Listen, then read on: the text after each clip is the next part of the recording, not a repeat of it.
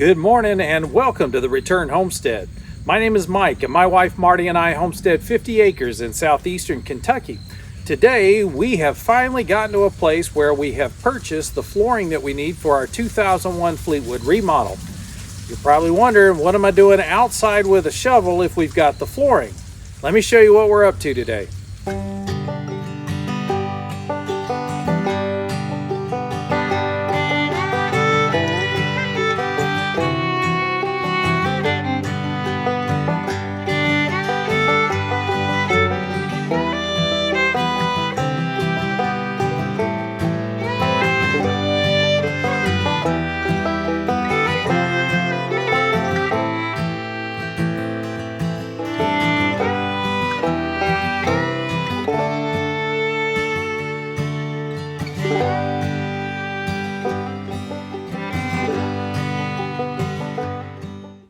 So a couple of days ago, Marty and I made the trip to Lexington to Floor and Decor, and we purchased the flooring that we're going to need to finish up this 2001 Fleetwood. This flooring is going to go through the bedroom, living room, kitchen, dining room, and then the hallway down the back hall.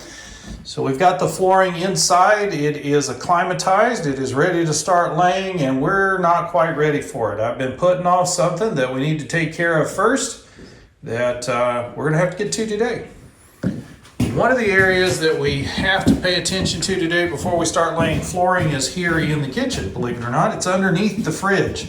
So the fridge can't be pushed all the way back into the cubby hole right now because we still have a water line poking through the bottom of the floor. So we moved the distribution box up into the wall. Now I just need to make that connect and get the water up to that distribution box and out of the flooring.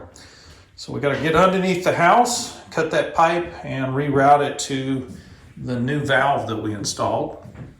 And we've just been waiting to turn the water off to the house and get all of this at one time. So also here in the master bedroom in the closet, there used to be a bathtub here where the closet is now, and we need to get those water lines pulled back through the floor. We're just going to be capping them off, but we need to cap them off below the level of the subfloor.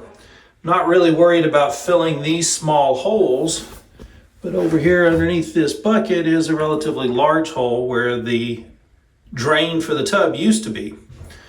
So I've got to figure out how to seal that hole up a little bit, and we may try to plug that hole up some, but this is in the closet. It'll be underneath hanging clothes. I'm not worried about this being a problem with just the flooring going over the top of it. So we may just leave it as is. So Marty and I are both anxious to see the flooring start going down. We're really wanting to just put flooring down and get it going. But we need to start here in the closet, and we need to start in that corner where the water lines are. So we got to get those water lines out of the way before we can even begin with the flooring. So I'm going to head back outside, grab a shovel. We've got a couple of places I need to dig out so that we can get through the siding and get up underneath the house. So I'm going to grab that shovel and get busy. So this is the area I need to work with. We've got a trap door here, so it should be easy to access underneath the kitchen. Our refrigerator is going to be down this way some, so I'll probably try to get some panels further down here opened up. But I want to make sure that I open up this access because it's an easy access. I don't have to pull a panel off in order to get up under the house. And the sediment has just washed down the hill and up against the side of the house, and it's all stacked up here. So we've got about 5 or 6 inches of topsoil that's washed down in here, and I want to get that back away from the house and leave us room to actually open this door up. So that's what I'm going to work on.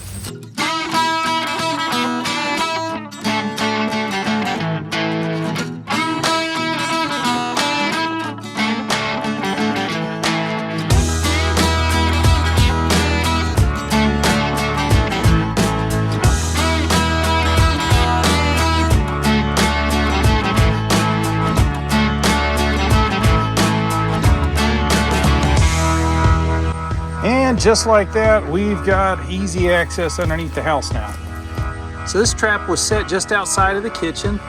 It's a good spot to have an access underneath your home. If you need to be able to work on plumbing, this is the only way to get to it. And so now we do have access into the house. You can see this is not a small amount of dirt that's piled up here. That's a good foot worth of topsoil right there that's built up behind the house. That's all washed down the hill. So we obviously have some drainage issues we need to deal with in the backyard here, in this chicken yard. I'm going to try to stop it from moving up toward the house by simply putting in a berm here. So we're going to raise the level out away from the house a little bit so water is forced to move either left or right around the house, so it can't get up under it anymore. So this is the first access that we needed to get dug out. We'll put rock here in the bottom, and I'll also build some rock sides to this, so it'll be a completely rocked in bowl that will ensure that this door can continue to open. But that's not our primary access for today. What we really need done is this little rusted panel here needs to be dug out, so I'm going to get busy digging that up. And this hole got kind of out of hand too. Apparently someone laid a large metal grate out here at some point when there wasn't quite so much topsoil here. It's buried under about 3 inches of soil right now. It's going to take a little more work to get that out. But we've got this edge clean, so I can at least get a couple of panels off so we can crawl under a little closer to the refrigerator. And fast forward a couple of hours, and those weren't easy hours. Those were hours of digging, crawling around underneath the house, cutting plumbing. I really don't like dealing with plumbing, but we got it all plumbed up. Everything is now below the level of the subfloor, and we can go ahead and start laying flooring. So we're going to get busy putting it in here in the closet, and then we'll move on into the bedroom.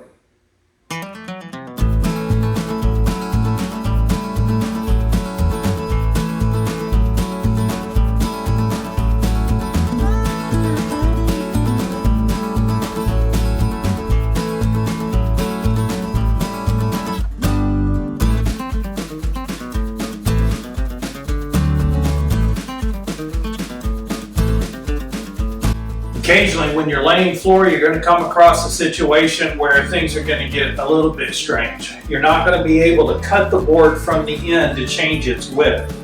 We need to remove a section of the board here in the middle. It's not easy to do because I can't do this with a table saw. I could probably do it with a jigsaw. It'd be very tedious, but I'm going to set this up for a plunge cut. So all I'm going to do is mark out where I want to make my cuts. We'll use a straight edge to give us a good straight line to follow. Also, if you haven't found them yet, in most hardware stores you can find colored pencils, red, yellow, blue, and they have a wax instead of lead, and so they mark really good on things that are gray. It's really hard to read your pencil marks otherwise.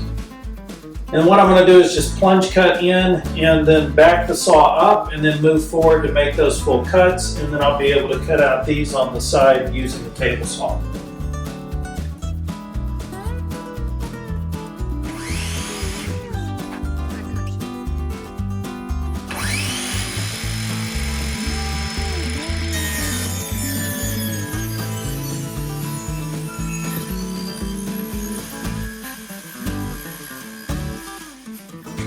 So we've got this plunge cut done. That's getting us all the way down to the line. We're almost completely cut through. I'll probably use the all-in-one to just finish off this cut.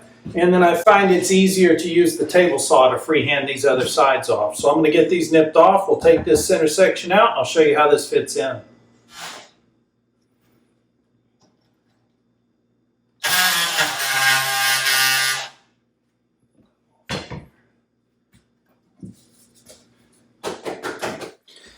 So with the center of that cut out, it will fit right around this wall and right up into each one of the door frames. So this allows us to cut out for the wall and make sure that we have flooring that goes up all the way to the trim that's going to hold our transition in the doorway. So that was a good cut. Now we can maybe make some progress, get the rest of this door finished, and we can start laying some serious flooring.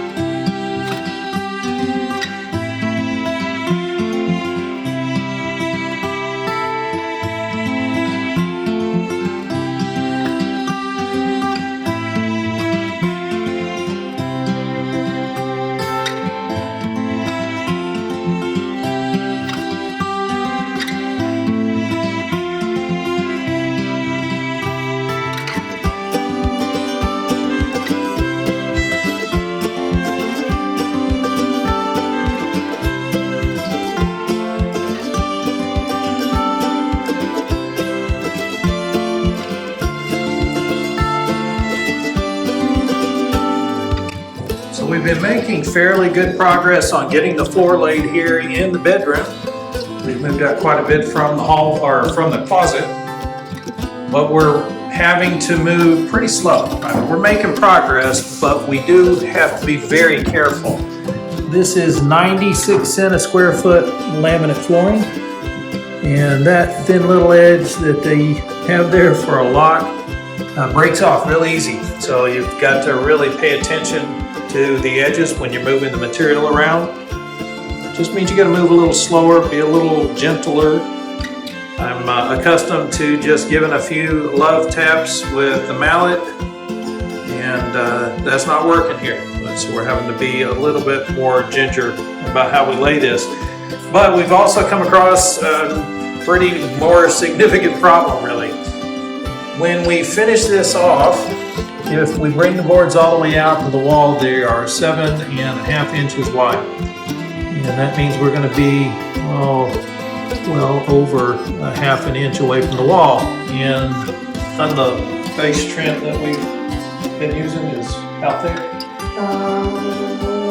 Is it 3/4 or half inch? I don't know. Boy, I hope it's 3/4. That would mean that this is not a problem because it will cover that gap. But if we're only half inch, then we're going to be putting a really narrow, maybe half inch strip of flooring up underneath. So it would have to go underneath the shiplap, and it would only come out about half an inch. It's not really that much. I just hate to go ripping the edge off of two boards just for that tiny little bit. So we're going to sit and study this for a minute, see if we can figure out a better solution. Well, that's why we gave ourselves a minute to think about it. Oftentimes you can come up with a solution that doesn't require you to destroy a bunch of flooring for no reason. This is the trim that we had planned for the bottom of the wall. It is half inch thick, and we would have a 5/8 inch gap, which means we would end up with this big thick line right at the front of the trim. Not acceptable. So what we thought about was Marty's original plan was to use this piece of pencil trim that we've actually milled ourselves, and we're going to put it in the corner so that we can bring this natural wood color down from the top and bring it all the way down to the floor. And then it should work out just fine to then extend that down along the baseboard. So we could bring that color across and finish off this wall capped on three sides with the natural wood trim. I think that's a great solution. That's 3/4 of an inch, so that's going to cover it with a little bit to spare.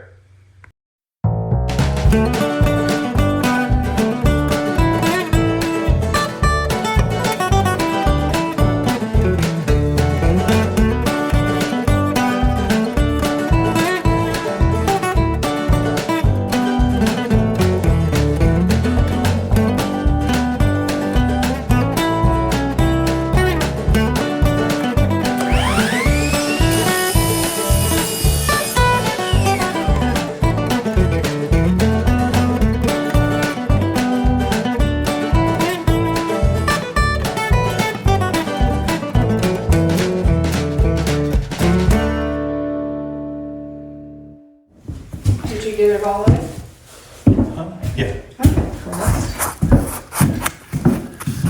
So we did check this gap here, and the trim will cover this, so this is not a problem, even though this is a substantially larger gap than what we would normally leave at a wall. The only real issue that we have is that we're needing to press into this wall in order to make the connection over here on the locking edge. So as we push in, we're going to need to push against the wall, and we don't have any connection to the wall. So I'm going to have to cut some braces to fit in behind this flooring and allow us to press against the wall.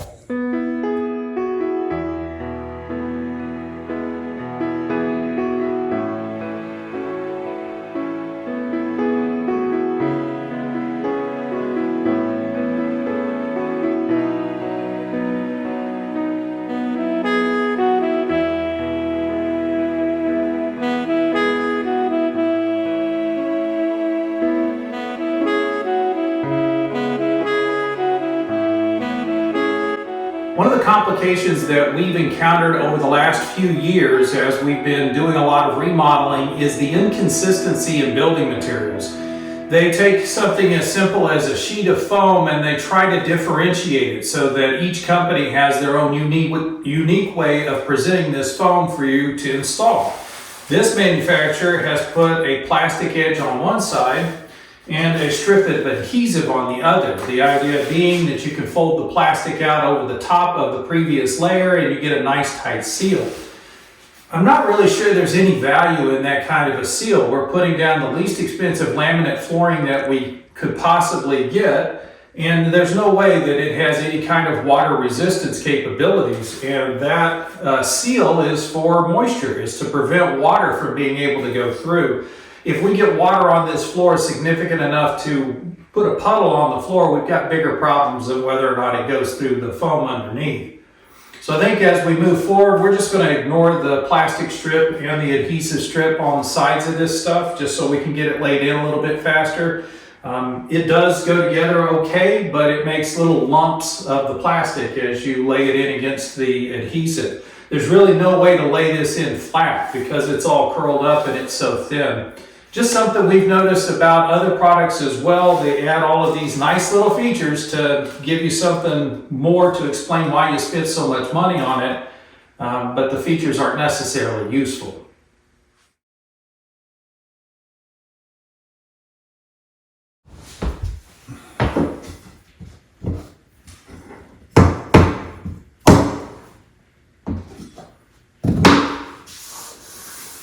That looks good. Just like that, we've got a floor in the bedroom finally. It's taken a long time to get here. In fact, we purchased this flooring a week ago, and it's finally completely laid here in the bedroom. But we had 2 days that we had to let it acclimatize in the house, and then we've only had an hour or so at the end of each day to work on it. So we're making progress. It's just not as fast as we would like.